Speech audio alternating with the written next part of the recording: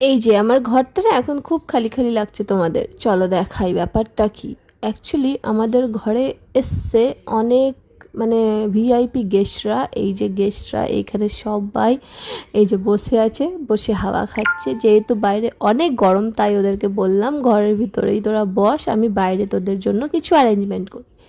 এদের অনেক দিন ধরে ইচ্ছে ছিল আমার বাড়িতে আসার, সবাই একসাথে আসবে। আর চিকি তো প্রত্যেক দিন যখন আমি মায়ের বাড়ি থেকে এখানে আসি আমি যাব করতেই থাকে।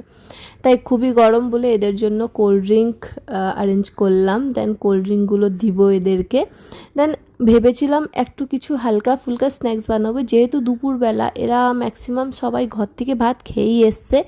আর আমি বলেছি আজকে পুরো দুপুরবেলাটা মানে দুটোর সময় এসছি, সবাই 6টা অবধি যাব। তাই সবাই এইখানে বসে এনজয় করবে, মুভি দেখবে, হরর মুভি দেখবে। আর এদের মজা দেখবে যখন হরর মুভি দেখে, কি আর বলবো।